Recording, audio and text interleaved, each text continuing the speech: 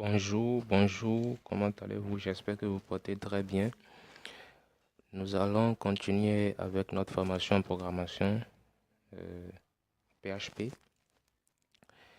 Dans cette vidéo, nous allons finir avec les tableaux indexés.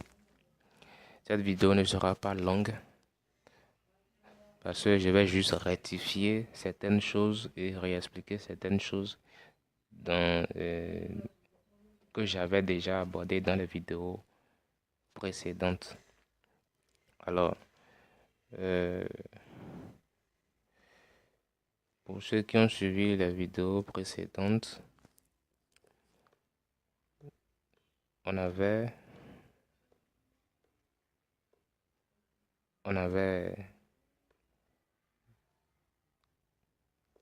une page comme ceci. On avait une variable appelée tabhead, une variable et orange et une troisième variable appelée banane. Et ici, on avait demandé l'affichage de tabhead en tenant compte des index et après l'affichage de orange en tenant compte aussi des index. Mais lorsqu'on avait fait ça pour la première fois, ça n'a pas marché. Et après, j'ai fait ça d'une autre façon parce que je me suis dit que, bon, comme la balise TD indique le début et la fin d'une cellule, donc ça veut dire qu'il faut mettre aussi un tableau ici entre ces balises-là. Mais je me suis rendu compte par la suite que ce n'était pas important, que ce n'était pas nécessaire parce que TD, lui, nous sommes d'accord que lui indique le début et la fin d'une cellule d'un tableau. Ce qui veut dire que, qu'est-ce que lui fait? Quel que soit ce que nous allons mettre ici, il va le comprendre comme, il va le considérer comme une cellule. Vous voyez, donc, c'est pas TD ne nous impose pas ce que nous allons faire. Je peux dire que c'est nous qui lui imposons des choses. Et lui, il prend ça comme ça et il fait. Voilà. Donc, on devait comprendre que la raison pour laquelle ça n'avait pas marché était qu'on avait collé echo à PHP. Donc, on avait fait quelque chose comme ça. On avait collé echo à PHP. Je vais m'arrêter là, je vais enregistrer et je vais actualiser ma page. Vous allez voir. On va voir si ça va marcher.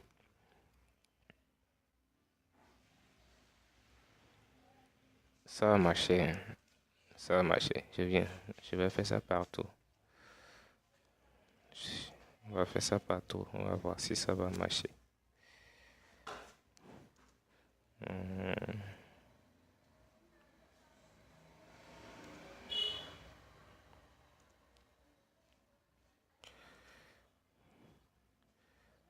On n'avait pas mis aussi les points-virgules, hein. Mais je vais d'abord laisser les points-virgules. On va actualiser la page pour voir ce que ça va donner. Vous voyez, ça a disparu. Ça a disparu. Nous avons seulement l'affichage de tabhead. C'est seulement tabhead qui s'est affiché.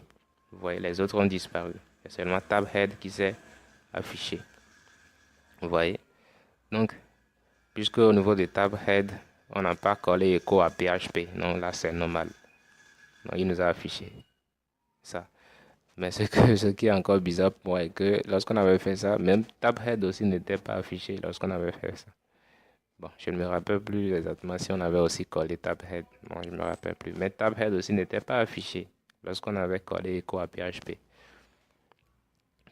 Vous voyez? On n'avait pas mis aussi les points-virgules. On n'avait pas mis aussi les points-virgules. Voilà. Bon, je ne sais pas si on enlève les points-virgules, tabhead aussi va partir. Mais comprenez que c'était parce qu'on avait fait ces erreurs-là qu'on n'avait pas obtenu notre résultat. Donc, c'est très capital de bien écrire les codes. Non? Ne collons pas PHP à code. Si nous collons PHP à code, lui va, c'est tout comme si nous sommes en train de, de dire PHP code. C'est tout comme si les deux sont ensemble, mais en réalité, les deux ne sont pas ensemble. Inférieur, supérieur, PHP est un code, et code CSS est un autre code. Non, nous ne devons pas coller les deux. Voilà. J'enregistre mon fichier. Je vais actualiser la page. Vous allez voir que ça marche.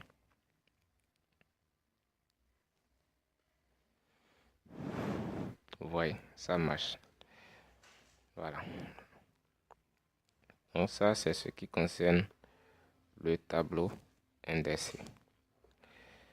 Par la suite, nous allons découvrir d'autres balises qui vont nous permettre d'écrire moins de code. D'écrire moins de code en construisant notre tableau. Voilà. On peut arranger, on peut encore améliorer notre tableau en utilisant les balises du langage CSS. Mais comme notre formation porte sur le PHP, nous n'allons pas trop aborder ça. Mais je vais essayer pour voir. Si par exemple je mets color 2 points et je mets red.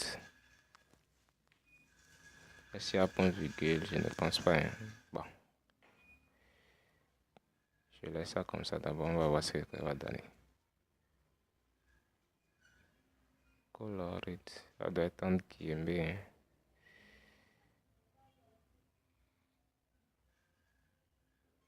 Color... Non, pardon. Il faut d'abord mettre style. Style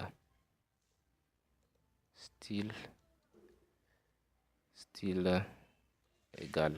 Voilà. On met style égal. On met color 2 points.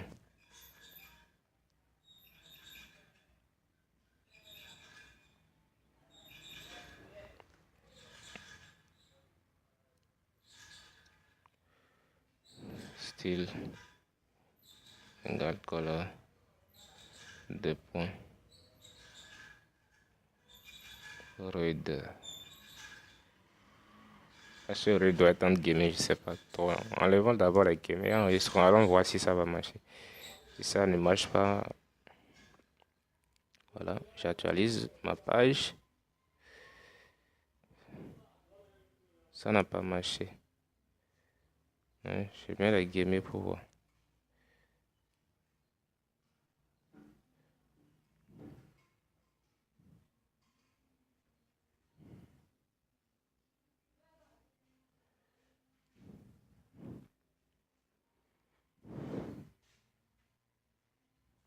Ça n'a pas marché. Alors, pourquoi ça n'a pas marché?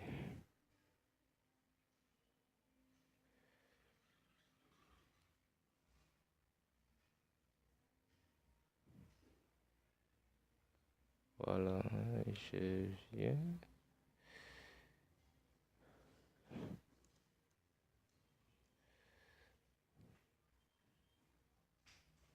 Style.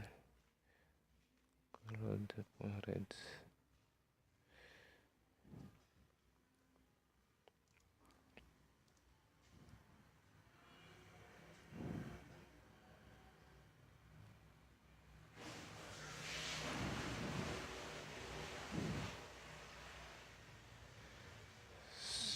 Ça n'a pas marché.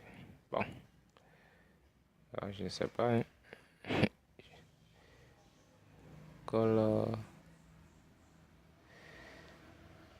Oh, c'est bien, je vais voir.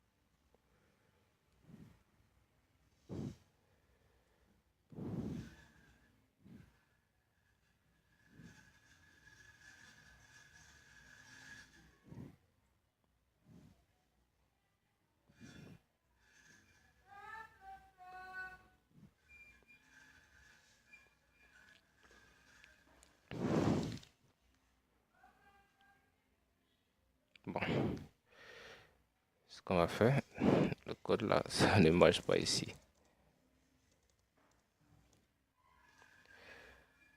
Ou bien, je viens, je mets virgule, color, deux points, red.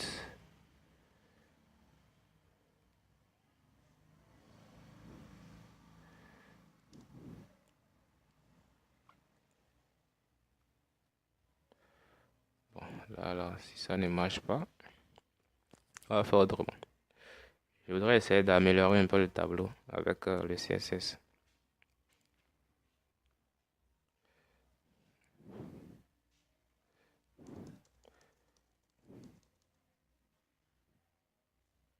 Bon, je vais utiliser ça pour l'entête pour voir. Je mets style égal color, deux points, red.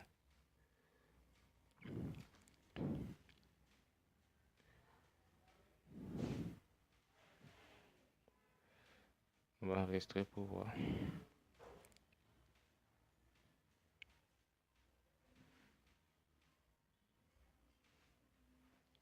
Voilà, ça a marché ici. Voilà, donc j'ai mis la couleur rouge au niveau de notre en-tête.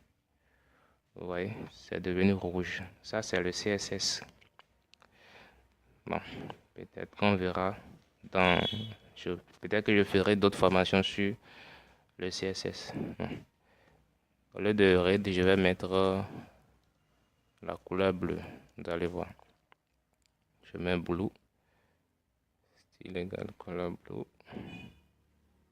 Et j'actualise. Vous voyez, bleu. Donc, ça a pris la couleur bleue. Voilà.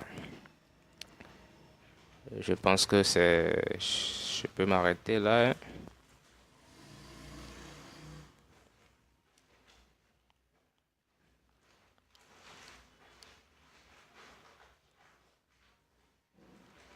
Voilà, je vais m'arrêter là pour cette vidéo. Dans la vidéo suivante, nous allons voir le tableau indexé. Nous allons voir le tableau indexé dans la vidéo suivante. Alors, je vous dis merci beaucoup de m'avoir suivi. À la prochaine.